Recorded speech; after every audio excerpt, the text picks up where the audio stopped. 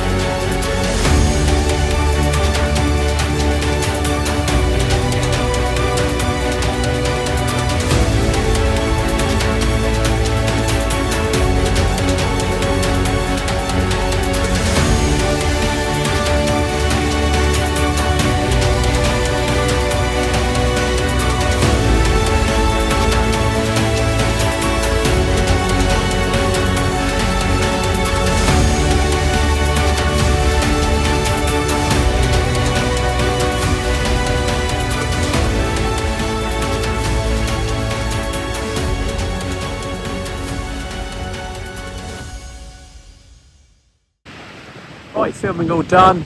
So we've went right over the festival, went down to the main sound stage, which is that largest building just there, and just got a glimpse of what's going to be on offer for the next 2 days in Lowestoft during this First Light Festival.